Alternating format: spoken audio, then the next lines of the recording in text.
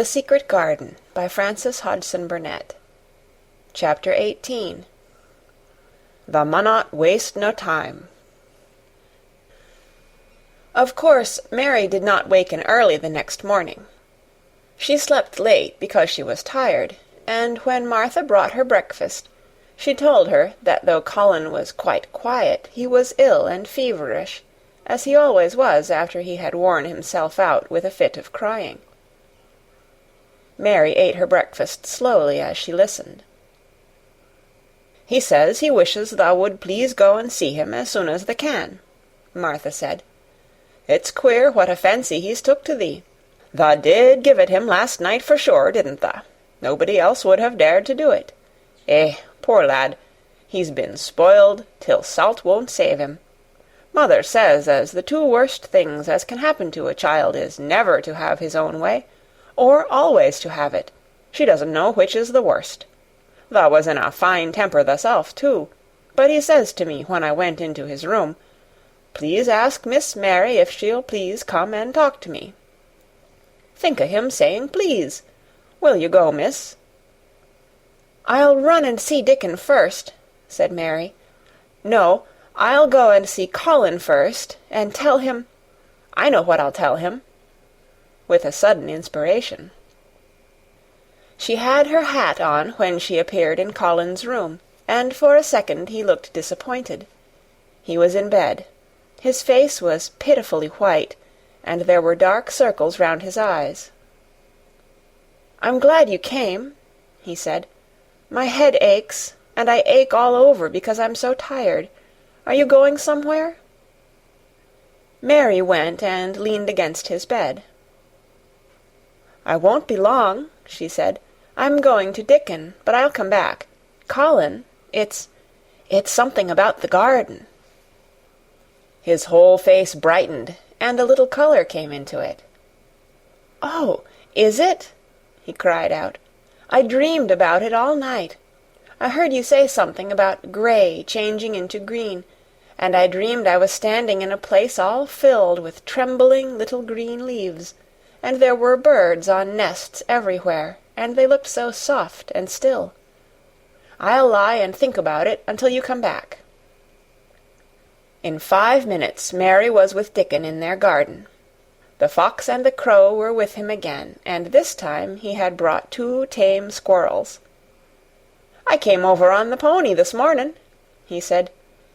He is a good little chap, Jump is. I brought these 2 in my pockets. This here one he's called Nut, and this here other one's called Shell." When he said Nut, one squirrel leaped onto his right shoulder, and when he said Shell, the other one leaped onto his left shoulder. When they sat down on the grass with Captain curled at their feet, Soot solemnly listening on a tree, and Nut and Shell nosing about close to them, it seemed to Mary that it would be scarcely bearable to leave such delightfulness, but when she began to tell her story, somehow the look in Dickon's funny face gradually changed her mind. She could see he felt sorrier for Colin than she did. He looked up at the sky and all about him. "Just listen to them birds. The world seems full of 'em, all whistlin' and pipin'," he said. "Look at 'em dartin' about, and hearken at 'em callin' to each other. Come springtime, seems like as if all the world's callin'. The leaves is uncurlin' so you can see 'em, and my word, the nice smells there is about," sniffing with his happy turned-up nose. "And that poor lad lyin' shut up and seein' so little that he gets to thinkin' o' things as sets him screamin'. We mun get him out here.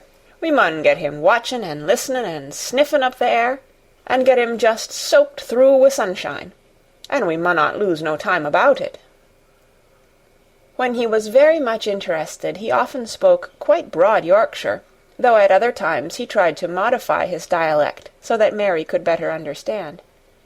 But she loved his broad Yorkshire, and had in fact been trying to learn to speak it herself, so she spoke a little now. "Aye, that we mun," she said, which meant, "Yes, indeed, we must."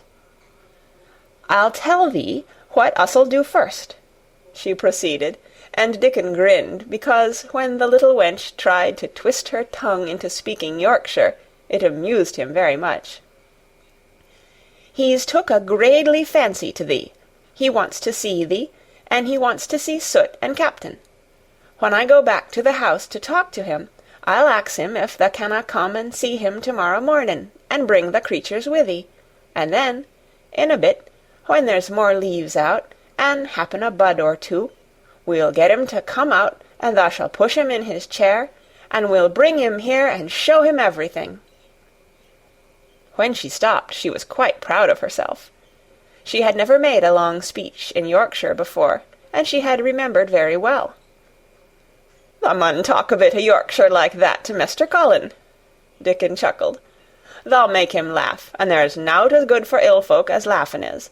Mother says she believes as a half-hour's good laugh every morning 'ud cure a chap as was making ready for typhus fever." "I'm going to talk Yorkshire to him this very day," said Mary, chuckling herself. The garden had reached the time when every day and every night it seemed as if magicians were passing through it, drawing loveliness out of the earth and the boughs with wands. It was hard to go away and leave it all, particularly as Nut had actually crept onto her dress, and Shell had scrambled down the trunk of the apple-tree they sat under, and stayed there looking at her with inquiring eyes. But she went back to the house, and when she sat down close to Colin's bed, he began to sniff, as Dickon did, though not in such an experienced way. "You smell like flowers, and fresh things," he cried out quite joyously. "What is it you smell of? It's cool and warm and sweet all at the same time." "It's the wind from the moor," said Mary. "It comes a-sittin' on the grass under a tree wi' Dickon and wi' Captain and Soot and Nut and Shell. It's the springtime and out-o'-doors and sunshine, as smells so gradely." She said it as broadly as she could, and you do not know how broadly Yorkshire sounds until you have heard someone speak it. Colin began to laugh. "What are you doing?" he said. "I never heard you talk like that before. How funny it sounds." "I'm giving thee a bit o' Yorkshire," answered Mary triumphantly. "I canna talk as gradely as Dickon and Martha can, but thou sees I can shape a bit. Doesn't thou understand a bit o' Yorkshire when thou hears it? And thou a Yorkshire lad thysel, bred and born. Eh, I wonder thou'rt not ashamed o' thy face." And then she began to laugh too, and they both laughed until they could not stop themselves, and they laughed until the room echoed, and Mrs. Medlock, opening the door to come in, drew back into the corridor, and stood listening, amazed. "Well, upon my word," she said, speaking rather broad Yorkshire herself, because there was no one to hear her, and she was so astonished. "Who ever heard the like? Whoever on earth would ha' thought it?" There was so much to talk about. It seemed as if Colin could never hear enough of Dickon and Captain and Soot and Nut and Shell and the pony whose name was Jump. Mary had run round into the wood with Dickon to see Jump. He was a tiny little shaggy moor pony, with thick locks hanging over his eyes, and with a pretty face and a nuzzling velvet nose. He was rather thin with living on moor grass, but he was as tough and wiry as if the muscle in his little legs had been made of steel springs. He had lifted his head and whinnied softly the moment he saw Dickon, and he had trotted up to him and put his head across his shoulder, and then Dickon had talked into his ear, and Jump had talked back in odd little whinnies and puffs and snorts. Dickon had made him give Mary his small front hoof and kiss her on the cheek with his velvet muzzle. "Does he really understand everything Dickon says?" Colin asked. "It seems as if he does," answered Mary. "Dickon says anything will understand if you're friends with it for sure, but you have to be friends for sure." Colin lay quiet a little while, and his strange grey eyes seemed to be staring at the wall, but Mary saw he was thinking. "I wish I was friends with things," he said at last, "but I'm not. I never had anything to be friends with, and I can't bear people." "Can't you bear me?" asked Mary. "Yes, I can," he answered. "It's funny, but I even like you."